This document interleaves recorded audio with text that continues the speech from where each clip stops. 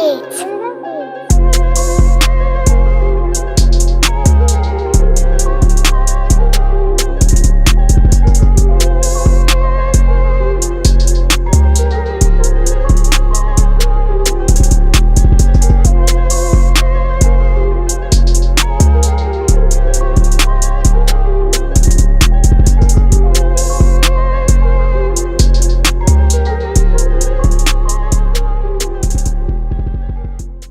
Hey everyone, how's it going? So today we're going to be looking at a Jeep Wrangler Unlimited Sahara. It's a bit of a tongue twister, so we're going to be looking at the exterior features, the interior features, how it's aged over the past 2 years, and so let's get to it.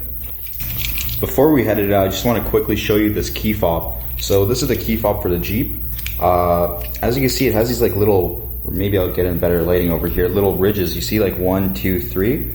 So it's actually crazy, but I think they designed this so you could hold it like this, right, with your fingers, have them all lined up. It's supposed to be a little bit more ergonomic.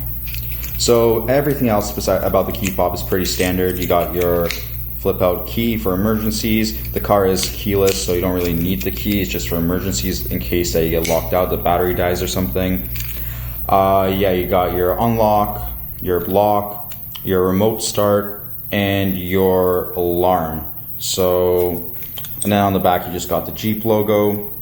But yeah, besides that, it's nothing too crazy. Standard little key fob. Just thought it was cool how they had the little ridges on here for ergonomic purposes. Alright, here we are outside the car. So this one's equipped with the LED lights, two-tone wheels. You see it has the Sahara badging over here as well as the Wrangler Unlimited. So as I mentioned before, it is a Sahara trim. Yellow color. And it really is an improvement over the previous generation one when it comes to the looks department. Like, it does look a little bit better with the LED lights, a little bit more modernized. So over here you see where the doors would unbolt. I guess that's the name of the tool that you would use. So the T50 is what you need to take this off. So that's like the pattern for that hole. So yeah, all this comes off. The roof comes off. The doors come off. There's a lot of small little details. There's like the Jeep logo on the wheels, and a lot more that you'll see once we get into the actual vehicle.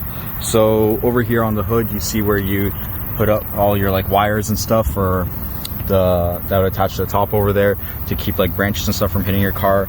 And these cars are really accessory friendly and all that kind of stuff. So it has the fog lights. All right, now step into the vehicle. So here's the front over here. So this one's got the leather, you got Sahara badging embroidered over there. So the roof is it's kind of like composite material. I don't know really how to describe it, like a vinyl, not vinyl, like a hard plastic type of material, because it comes off and it's replaceable with the soft top that goes on instead. This vehicle doesn't have the soft top on it right now, as you can see. So you got 2 speakers over there. And the audio system in this car is really good. It does have an Alpine sound system. You got a nice touchscreen over here. Here's the shift. And let's go to the back. So back's pretty spacious. It fits 2 adults comfortably, or it can fit 3 people in total. And then the trunk space we'll get to in a second. So back here it has some USB ports, outlet. So yeah, what do we got here yet? 150 watt outlet, 115 volts. And then the window buttons are over here. So you'll notice all the window buttons for this car are actually in the center. Reason why is because these doors do come off and you can't have the button missing when the doors are off.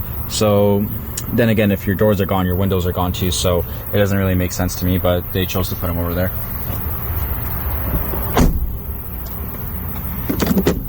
So go into the trunk now. So this all pops open. So this one does have the Alpine sound system, so it has the Alpine subwoofer back here. You got another 12 volt adapter over here. Seats do go down. So this is the bar that would be exposed if you took the roof off. And yeah, it's actually got a decent amount of storage back here. Especially with the seats folded down, you got quite a bit of space if you want to store things. So there's a plastic wrap over here right now, but you can store groceries no problem, and then you could store, like, I would say luggage for 4 people, a carry-on for 4 people. It would fit in here. So let me put this all back together.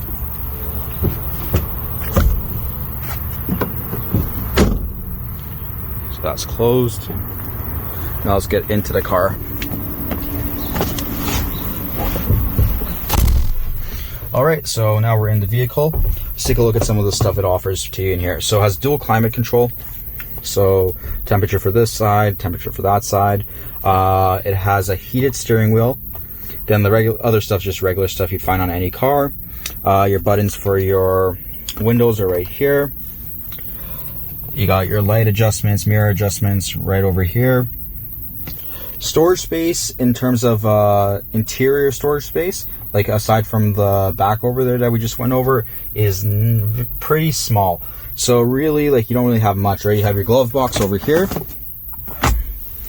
You got your center console over here, which is a 2-part. So it has a deep one. And then if you want just some like light stuff that you usually use, you can put it up here. You have your differential, which is a shift type differential. You got a couple settings over here. So your 2 high, which you're regularly in. So that's the rear wheel drive. Then you got your 4 high, your neutral, and your 4 low. So in terms of storage space, like, you got a little bit of storage in these nets over here on the doors, but it doesn't really offer much. So you don't really have much space to play around with over here. And they've tried to get around that by putting little cubbies everywhere. So you got a cubby over here on the dash, and then you got another cubby here below the window switches in the front. So you do have some stuff to play around. You got a couple more auxiliary ports over here. So you got a USB-C chart USB adapter, then you got a regular USB input, you got an auxiliary, and then you have another USB in here in the actual cubby that we just went over. So this is where I usually plug my phone in and stuff like that. Let's turn her on. And they really did a great job with the steering wheel. I'm going to move my seat back just 1 sec. And now you should get a better look at the wheel. So they did a really nice job with this steering wheel. It looks really good. And it has a lot of nice features too, so let's turn it on. Car is push to start. You got your settings over here for your cruise control. A couple of settings for the menu over here. So this is the instrument cluster. It's semi-digital, so it has a digital center, and then it has the analog gauges on the left and the right. And then you got you could go through some of the different stuff it has. So messages, audio, stop start functionality. So it is equipped with the start stop, the buttons right here for it. So this one right here with the A, and what that does is it does shut your engine off once you're at red light or something like that where you're not moving. And what it will do is it will shut the engine off, and it won't let you it will save fuel apparently by keeping the engine off and then restarting automatically when you let go of the brake. But I personally don't like the feature. I try to turn it off as much as possible. All right, back to the screen. So trip info, fuel economy, some off-road information. We're not in that mode right now. Vehicle info, so your tire pressure, and back to the speedo. So yeah, just typical useful stuff that you'd need while you're using this thing. Up here you don't really have much, as we went over before. You got your mirror, your SOS button, and an assist button, and then you got your speakers over here. Lights are LED in the interiors, or actually are they? No, I don't think so. So they're halogens. So yeah, halogen lights. Nothing special. And it's all through the bar, right? Because they don't want you to lose the feature once you take the roof off. So everything's kind of incorporated into these like little roof bars, like so like the kind of a skeleton of the car. Okay, let's take it for a little drive and see how it handles. All right, let's take this thing out for a drive. So this one is the 3.6 liter with the 8-speed transmission. It is the automatic one, it's not manual.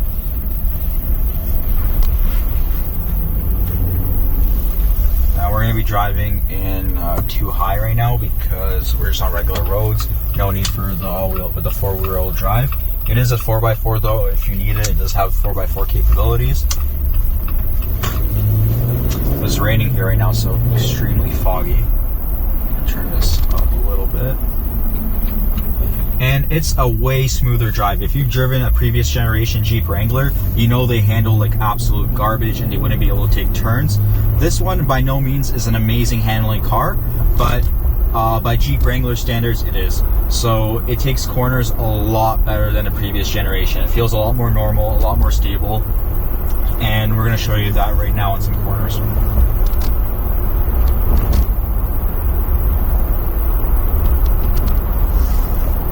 And just a lot more comfortable too, right? The suspension's a little bit softened up. It's not as stiff as the other one.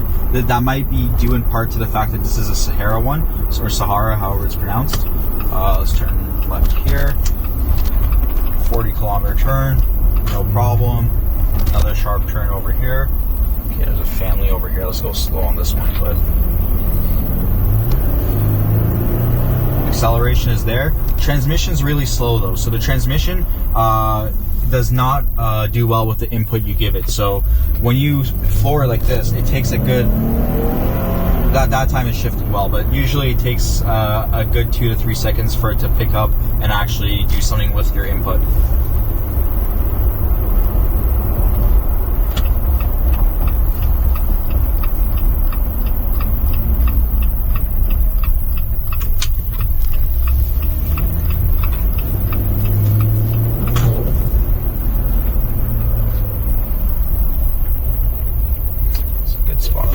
Acceleration a little bit better here.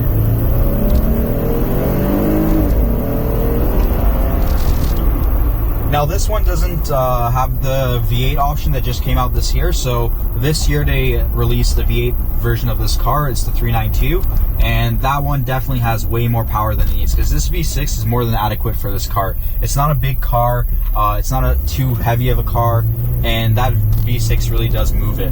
And the fuel consumption already isn't that great with the V6, so I can't imagine how bad it is with the V8. But if you're looking for more power, the V8's definitely going to be crazy fun, because it'll definitely get the car moving. I feel like the V8 might even be on the border of like feeling more dangerous than fun, but I gotta try it out to tell for myself. And as you can see over here, we're hitting these corners pretty hard, and 60 kilometers an hour, nothing.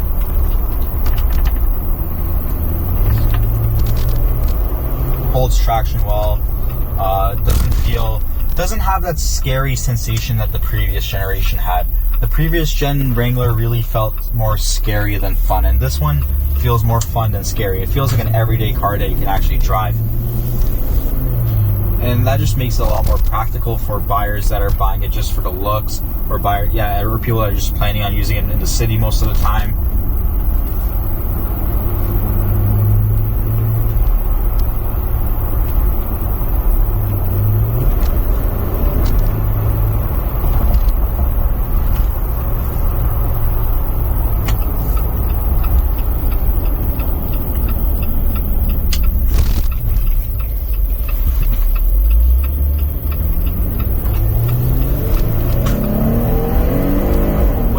Fuel consumption, this thing is not that great. So let's see if I can pull up the fuel consumption menu right now.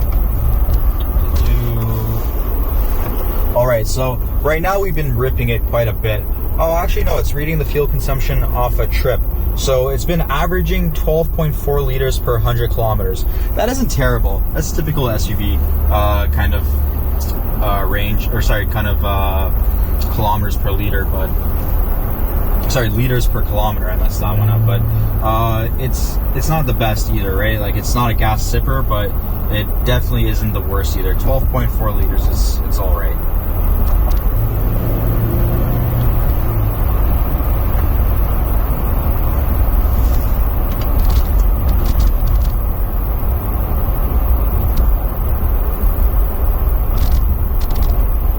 So right now, let's just step on there.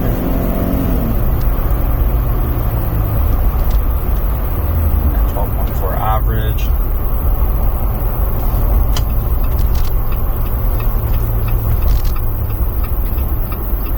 And when it comes to the technology, this car is just crazy. So let's take a look at this screen. So over here we got radio option, we got media if you want to connect your media. You got a bunch of apps that are from the manufacturer. So this Uconnect system over here has a Sirius XM. The front seats are heated. Rear seats, I believe, aren't heated. And And yeah, you got a Wi-Fi hotspot. You got the off-road pages over here, which is very useful. And I believe this is kind of like the Jeep version of like the SRT system. So when you buy an SRT car, you get all the cool track pages. And on this one, you get the off-road pages.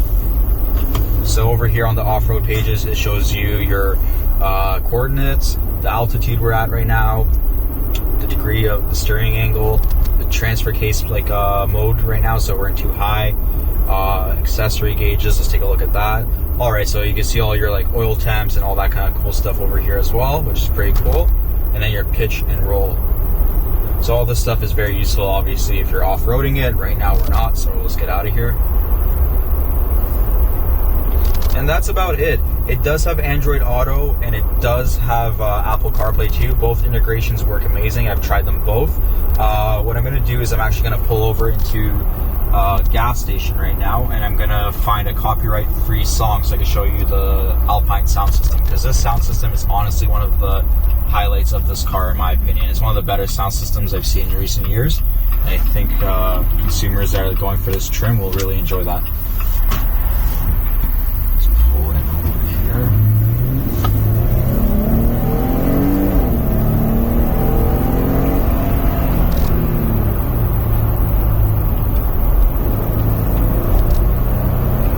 Danny, this thing takes the corners pretty good, eh?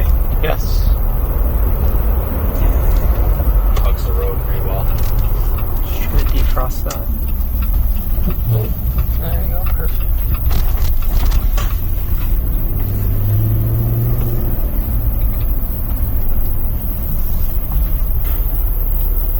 Alright, so I got a non-copyright song playing right now, so now we can actually take a look into the Alpine sound system that this car has and really appreciate kind of the amount of bass and the richness to the sound that it has. So it's a very good system. So I got a copyright free song playing over here. Let's turn it up.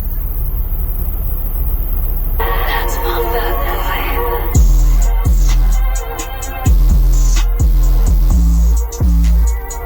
That's all playing out of the speakers up here.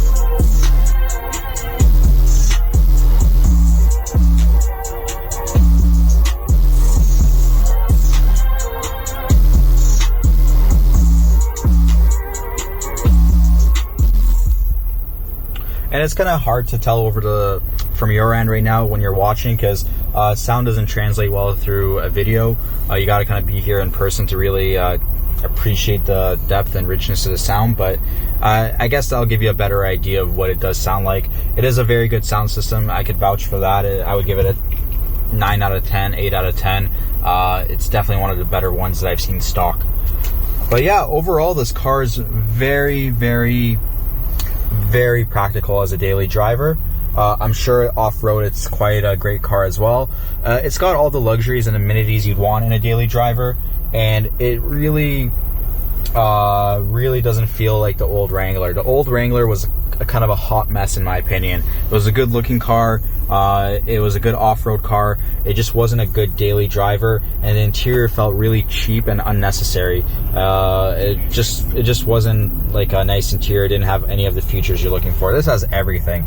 There's nothing that this car doesn't have that I would want it to have. Heated front seats, push button start, 4-wheel drive. Well, it's 4x4, so it has both 4-wheel drive and rear-wheel drive, obviously for regular driving. Dual climate control, Android Auto, Apple CarPlay. You got your virtual dash over here. Really, everything's great, and it has a ton of like media ports. Just great car and really functional, and it has enough space for a family of 3, family of 4, if they're going to use this to go camping, or if you just want to go out with your buddies for the weekend. It really has everything you need and more. So yeah, if you like this content, like and subscribe, and we'll see you in the next one.